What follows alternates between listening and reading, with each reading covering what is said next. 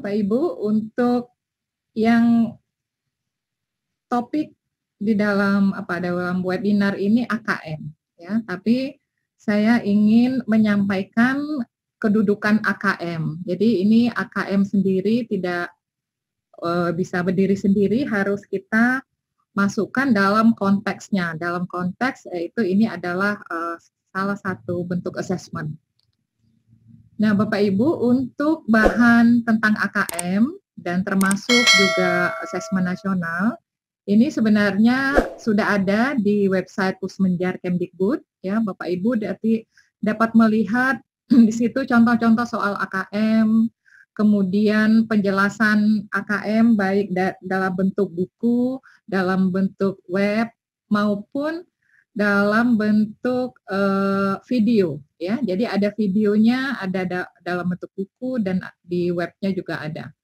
Di dalam web ini juga ada video Pak Menteri, ya. Jadi mudah-mudahan informasi cukup lengkap. Nah, saya berusaha dalam waktu 30 menit ini memberikan penjelasan yang mudah-mudahan kita bisa mengerti bersama dan mendukung pelaksanaan asesmen nasional. Yang kedua, yang di Pusmenjar Kemdikbud yang publikasi itu adalah bahan asesmen secara umum. Jadi di situ ada bahan pedoman penilaian, bagaimana menyusun penilaian tertulis, kemudian kinerja, HOTS, ya, portofolio dan sebagainya. Dan mudah-mudahan Bapak Ibu yang hadir di sini dapat memanfaatkan bahan-bahan tersebut dan juga dapat share ke teman-teman lain yang hari ini tidak bisa bergabung. Ini jadi ESER, Kemdikbud ini ya bersama-sama concern pada pendidikan, karena pendidikan itu adalah senjata yang paling ampuh untuk kalau kita ingin mengubah dunia. Jadi kalau kita ingin mengubah Indonesia menjadi lebih baik, maka yang kita ubah adalah pendidikannya. Karena sumber daya manusia lah yang menentukan arah kemajuan atau arah kemana bangsa ini pergi. Dan kalau kita lihat di sini ada yang di bawah. Nah ini, jadi kalau kita ingin memetik hasil untuk jangka panjang, maka didiklah anak-anak ya. Jadi mudah-mudahan ini memberi semangat kepada kita semua, terutama Bapak Ibu guru yang merupakan ujung tombak ini. Jadi dalam pendidikan. Sarana prasarana bisa bagus, kurikulum penilaian asesmen bisa bagus, tetapi sistemnya bisa bagus, tetapi kalau Bapak Ibu guru yang melaksanakan, itu semua tergantung pada Bapak Ibu guru yang melaksanakan. Ya. Jadi ini mungkin poin penting. Nah, saya langsung ke asesmen nasional. Jadi kalau Bapak Ibu lihat dalam diagram ini, asesmen kompetensi minimum atau AKM itu hanya salah satu bagian saja, ya. Jadi, nah ini memang yang sering menjadi ada salah pengertian. Jadi karena tahun lalu disampaikan oleh Pak Menteri bahwa tahun 2021 UN tidak ada lagi, akan digantikan AKM dan survei karakter. Nah kemudian sebagian memandang bahwa berarti nanti ujiannya ujian AKM gitu ya. Nah ini sesuatu yang perlu diluruskan. Jadi AKM atau asesmen nasional dalam konteks UASnya ini bukan ujian, adalah asesmen ya. Nah jadi di sini Bapak Ibu nanti saya akan jelaskan perbedaan dengan ujian nasional, tapi kita lihat gambaran secara keseluruhan. Jadi tujuan asesmen nasional ini adalah untuk pemetaan mutu, untuk mengevaluasi sistem, ya, untuk melihat kualitas pendidikan. Karena itu, informasi yang dikumpulkan atau data yang dikumpulkan itu tidak hanya berupa capaian hasil belajar siswa, tetapi juga karakteristik input dan proses pembelajaran. Nah, karena itu kita ada 3 instrumen. Ya, AKM itu untuk menilai capaian hasil belajar secara kognitif. Kemudian juga ada karakter, survei karakter untuk melihat hasil belajar sosial emosional.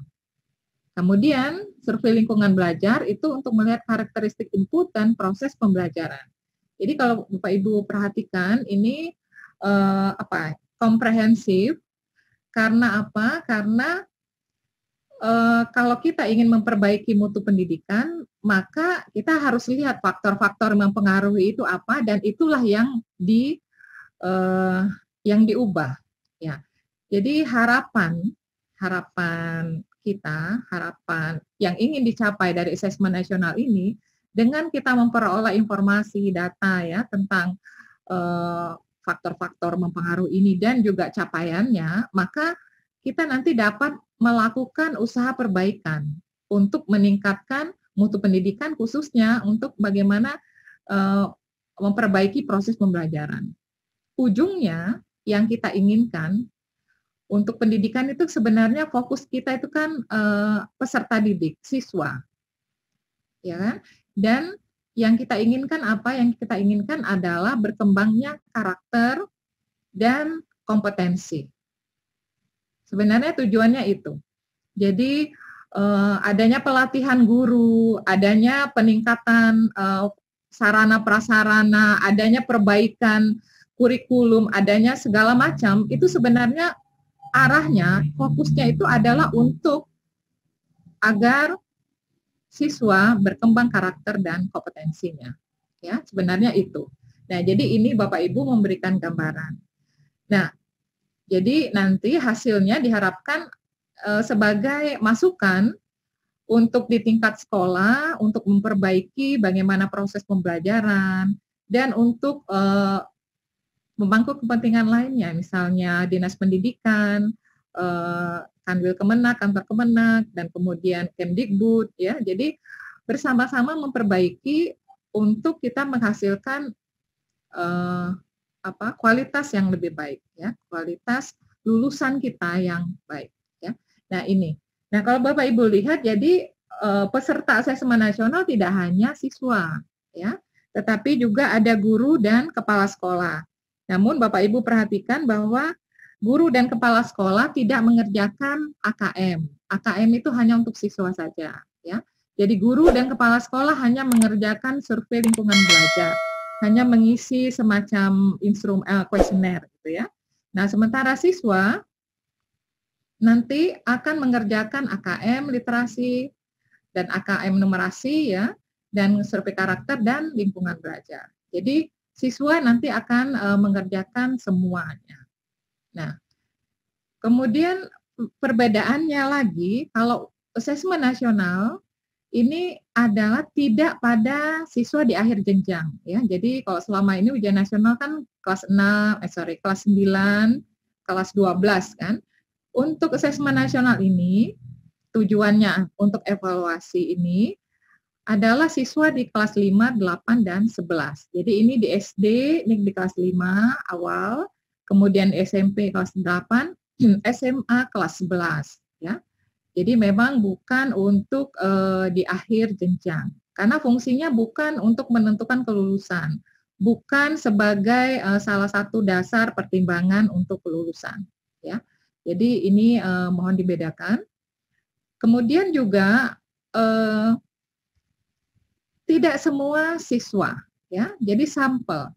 Jadi meskipun kelas 5, kalau di sekolah itu kelas 5-nya misalnya ada 100 orang, nanti yang diambil hanya sampel 30 untuk SD ya, untuk SMP SMA 45. Nah, sementara guru, nanti seluruh guru akan mengisi kuesioner, survei lingkungan belajar, begitu juga kepala sekolah. Jadi ini mungkin bisa memberikan gambaran pada Bapak Ibu perbedaan antara AKM dan UN atau asesmen nasional dan UN. Jadi kalau saya bisa ringkas perbedaannya seperti ini ya. Kalau ujian nasional menilai hasil belajar peserta didik, ya, mengukur capaian individual, ya, individual. Sementara asesmen nasional mengevaluasi kualitas pendidikan, memotret proses, input dan hasil, ya. Dan laporannya nanti bukan laporan individual siswa. Jadi meskipun nanti ada sejumlah siswa yang mengikuti asesmen nasional, ada skornya, tetapi nanti tidak dilaporkan secara individual, misalnya Ani AKM-nya bagaimana gitu, tidak, ya. Yang dilaporkan adalah pada tingkat satuan pendidikan. Jadi nanti ada laporan sekolah, ya, bukan laporan individual. Jadi jelas kepada Bapak Ibu guru dan juga nanti mohon penjelasan kepada orang tua, jadi tidak usah khawatir. Sekarang sudah mulai ada tawaran bimbingan untuk persiapan AKM. Jadi AKM sepertinya ini wah sesuatu yang betul-betul gimana gitu ya, karena berpikirnya dalam masih paradigma ujian. Padahal ini bukan ujian, tetapi ini adalah assessment. Nah, ini bedanya.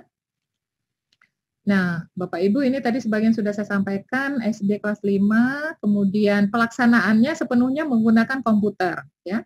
Kalau ujian nasional masih ada sebagian kecil ya masih menggunakan kertas. Untuk asesmen nasional ini tidak menggunakan kertas karena memang nanti Bapak Ibu lihat bentuk soalnya juga berbeda ya. Dan kemudian juga ada yang kita sebut adaptif. Adaptif ini adalah pada tahap awal ketika pelaksanaan itu siswa diberi soal yang setara sama ya, sejumlah soal. Nah, nanti performanya bagaimana? Kalau misalnya performanya misalnya tinggi, misalnya dapat menjawab banyak soal ya, skornya tinggi, maka nanti soal yang muncul yang berikutnya adalah yang tingkat kesulitannya lebih tinggi. Tetapi kalau tidak bisa, maka yang lebih sederhana atau lebih rendah. Gitu ya. Itu yang dimaksud adaptif. Karena itu menggunakan kertas itu tidak mungkin untuk kalau kita ingin menggunakan adaptif ini. Nah, kemudian pelaksanaannya, Bapak Ibu, untuk siswa itu mengerjakan dalam 2 hari. Jadi literasi membaca dan karakter 1 hari. Ya. Waktunya itu sekitar 2 jam lah, 1,5 atau 2 jam untuk itu dalam sehari pelaksanaan. Kemudian hari kedua numerasi sama lingkungan belajar. Jadi kira-kira 2 jam.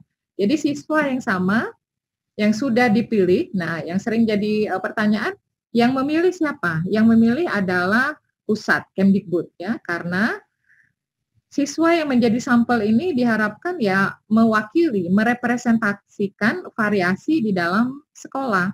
Karena itu maka kita secara sampel dengan mempertimbangkan sosial ekonomi ya. Jadi kalau diserahkan ke sekolah, Bapak Ibu bisa membayangkan mesti nanti yang dipilih yang pinter-pinter, yang bagus-bagus gitu ya Pak. Dan itu tidak mencerminkan kondisi di sekolah sebenarnya. Nah, jadi sampelnya nanti akan ditetapkan oleh pusat dan kemudian siswa yang sudah ditetapkan sebagai sampel akan mengikuti asesmen ini dalam 2 hari. 1 hari pelaksanaan itu sekitar 2 jam ya. Jadi ini dengan waktu seperti ini maka nanti memungkinkan kalau fasilitas komputer kurang itu Bapak Ibu anak-anak bisa pelaksanaannya dengan beberapa sesi ya. Jadi misalnya sesi pertama berapa 2 jaman, kemudian sesi kedua, kemudian sesi ketiga. Tetapi kalau pelaksanaan komputernya cukup berarti bisa 1 sesi sekaligus untuk 30 anak atau 45 untuk SMP SMA. Nah, itu mudah-mudahan memberi gambaran.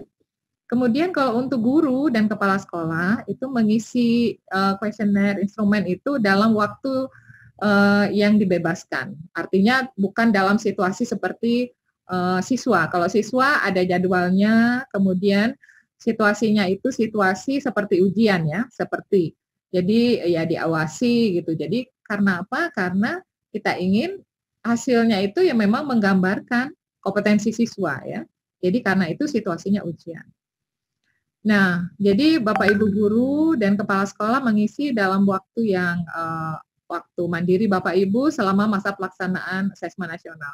Jadi misalnya 2 hari di sekolah Bapak Ibu pelaksanaan, maka Bapak Ibu diberi waktu selama 2 hari untuk melengkapi.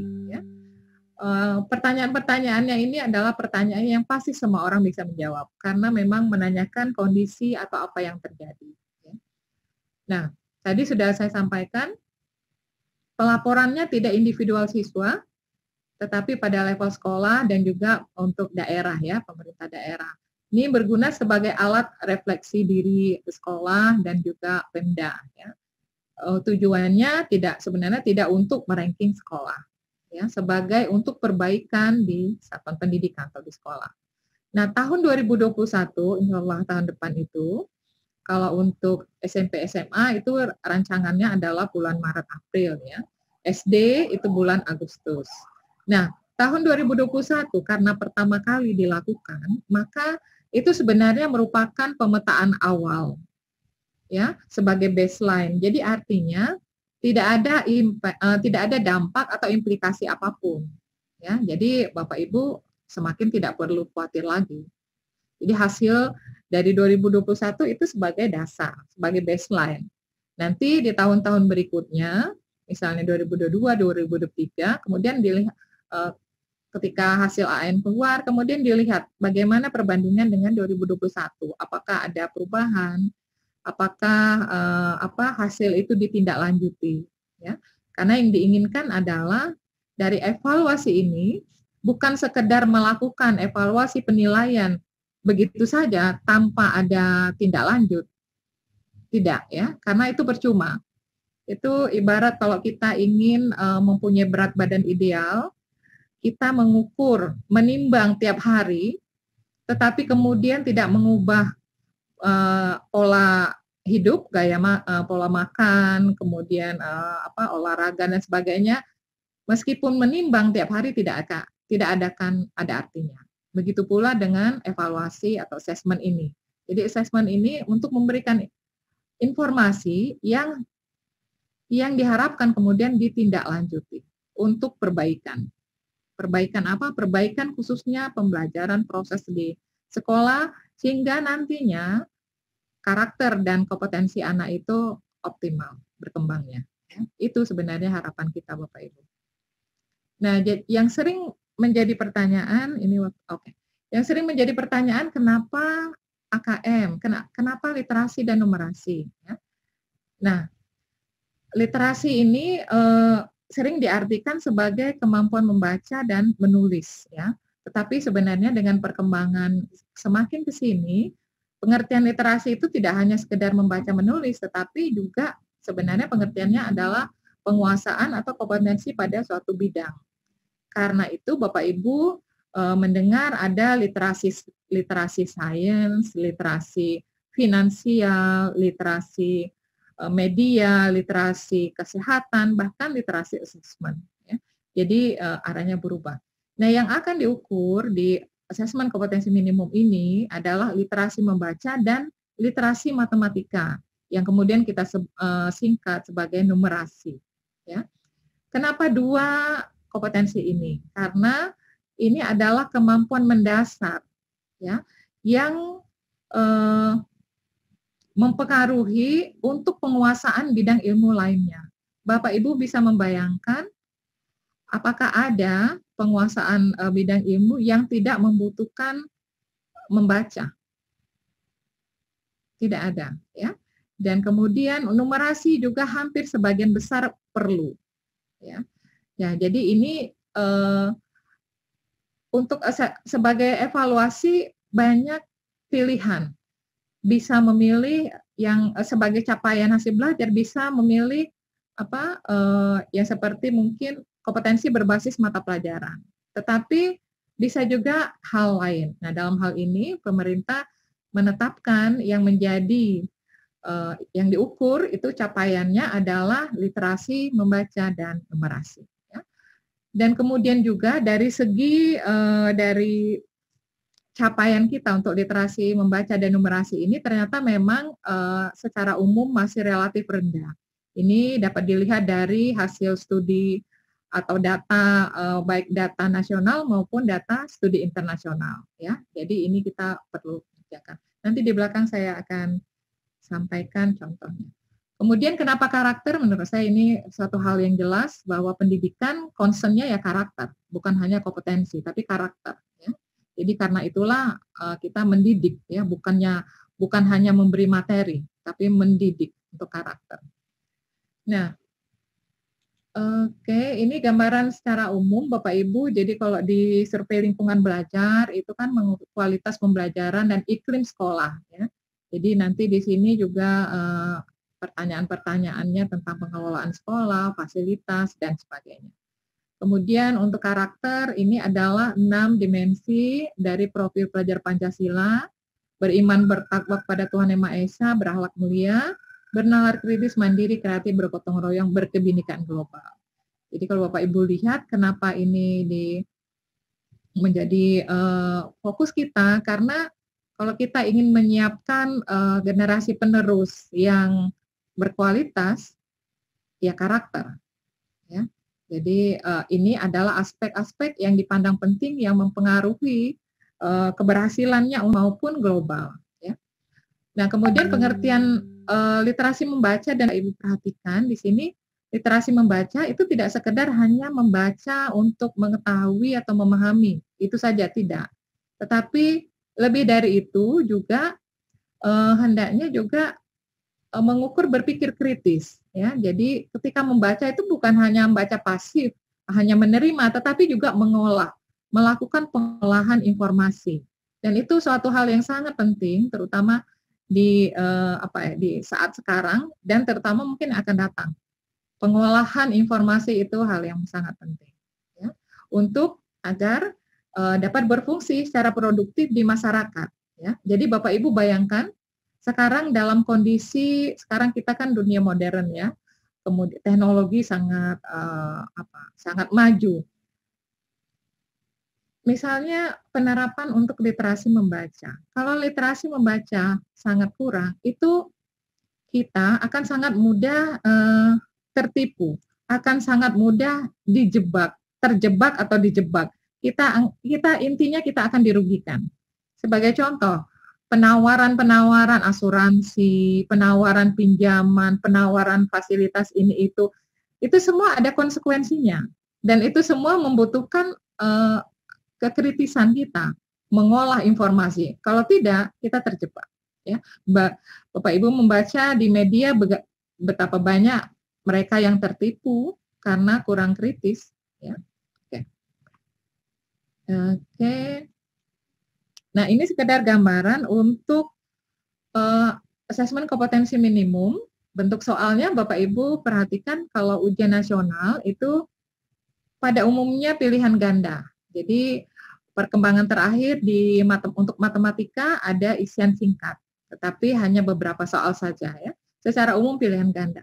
Nah, untuk AKM ini bentuk soalnya ada pilihan ganda, jawabannya 1, pilihan ganda kompak jawabannya lebih dari 1, kemudian menjodohkan isian singkat dan non-objektif atau esai.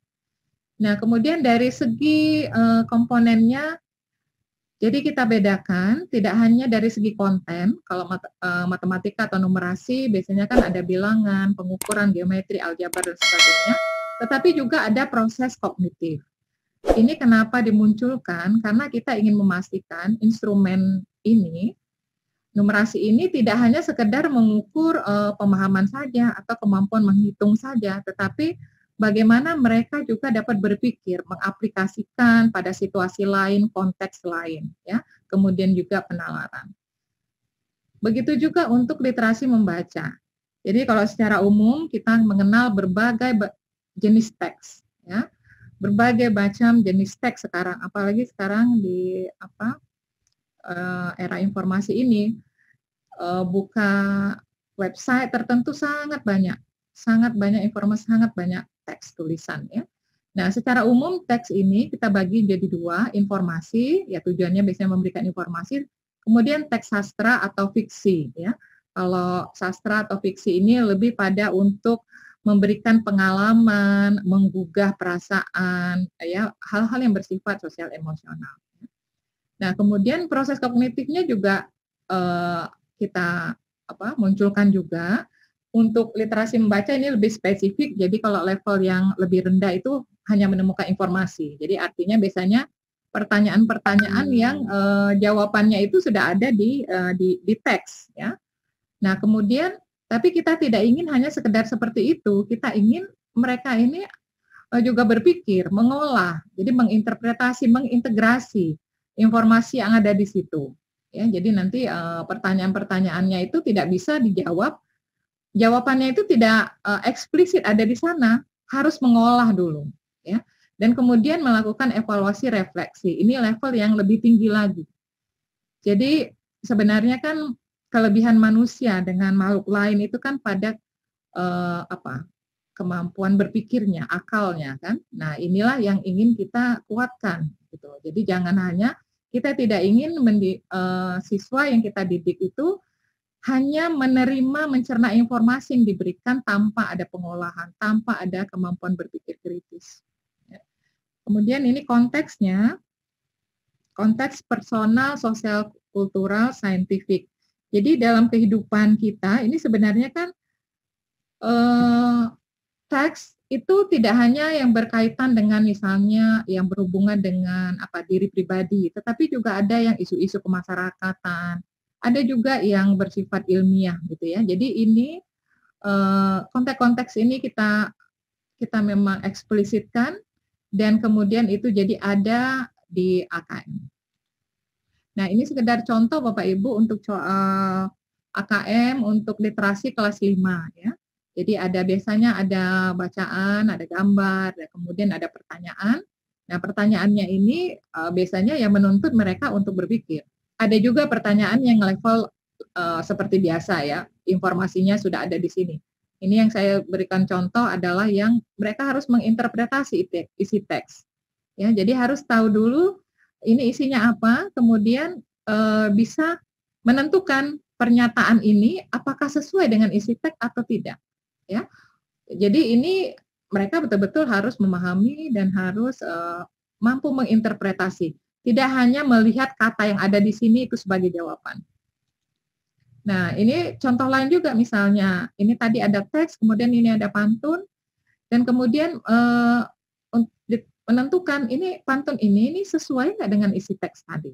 Sekali lagi, ada proses menghubungkan informasi, menganalisis.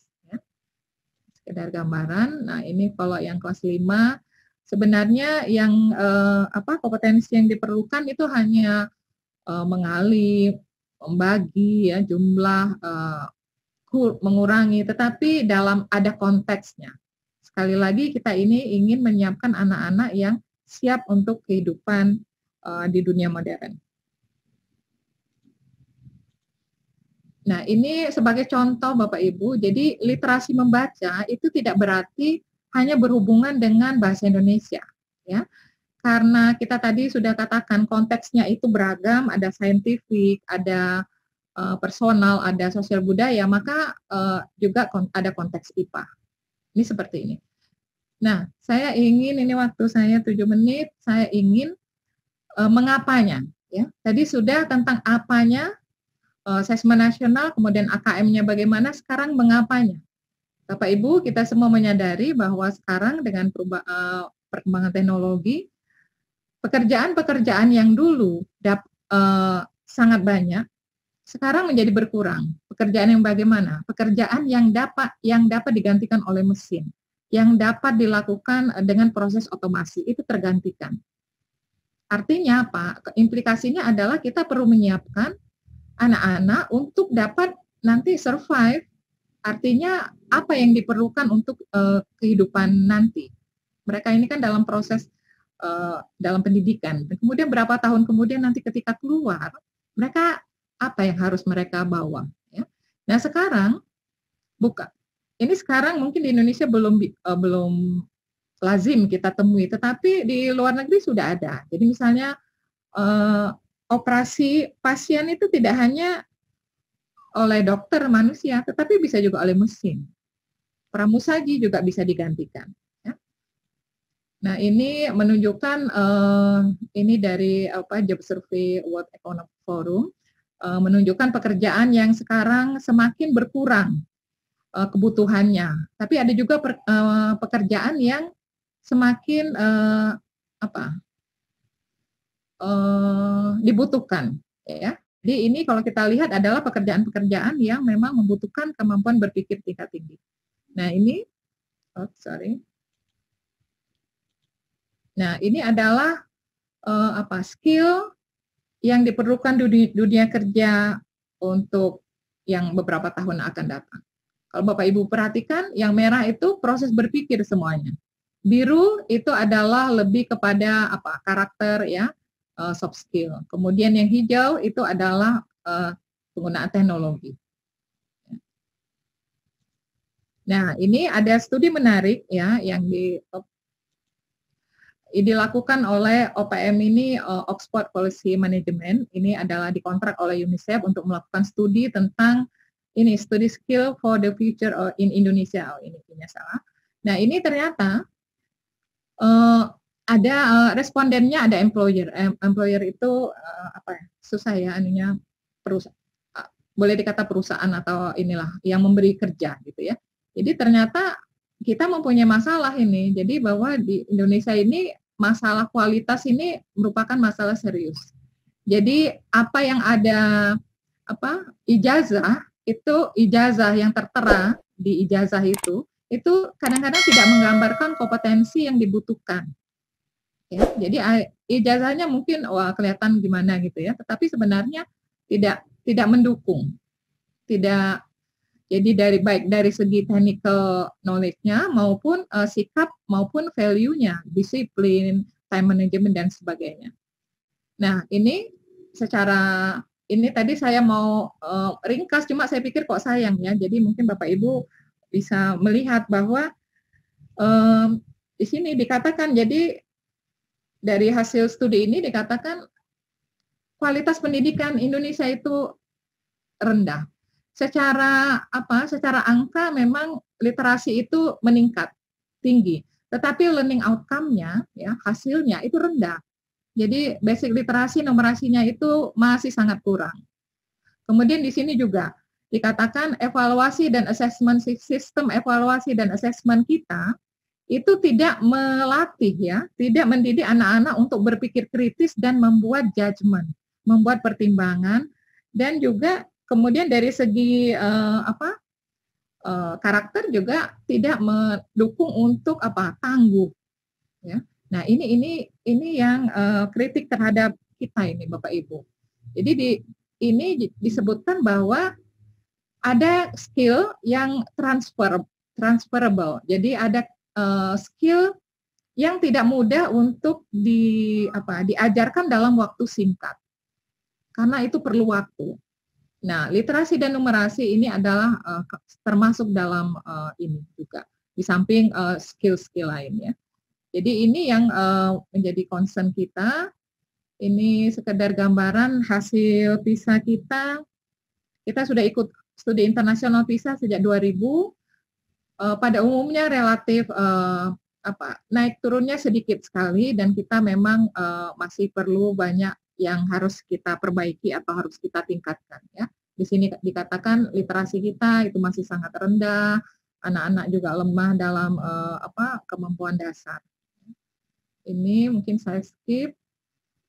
Ini juga menunjukkan adanya kesenjangan untuk di daerah-daerah kita ya. Jadi ada mungkin di tempat tertentu sangat bagus, tetapi di tempat lain kita sangat rendah. Nah, karena kita ingin Indonesia ini maju bersama, maka kita perlu bergerak untuk seluruhnya. Ini mungkin dari PISA juga ya, ini dikatakan. Jadi yang kemudian ditanyakan, kemudian bagaimana mengembangkan literasi siswa ya. Jadi intinya sebenarnya Bapak Ibu adalah literasi numerasi ini sebenarnya fokus kita itu adalah untuk berpikir tingkat tinggi ya, berpikir kritis. Nah, untuk itu maka proses yang perlu dilakukan di sekolah adalah membuat anak itu berpikir, terlibat secara aktif ya. Nah, ini juga hasil studi PISA, jadi ya banyak membaca, terus memperkaya jenis bacaan, itu juga hal yang baik. Ini Nah, ini mungkin pesan bagus untuk kita semua, untuk Bapak Ibu guru. Jadi ini oleh Pak Erik dari Harvard University, ini dikatakan bahwa the hard work has to be done by the learner. Ya. Jadi intinya adalah bagaimana, jadi sebenarnya guru atau fasilitator atau siapapun itu tidak dapat memaksa seseorang untuk belajar. Jadi kesadaran, kemauan itu harus muncul dari diri anak-anak, dari diri individu. Ya. Nah, once you engage the student's mind, jadi begitu.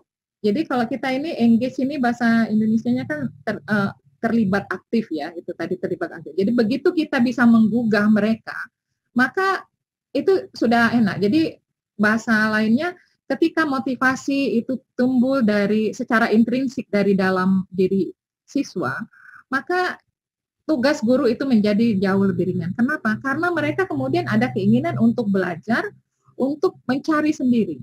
Nah, ini tantangan kita Bapak Ibu, bagaimana menyiapkan anak-anak untuk, dari kemauan diri sendiri.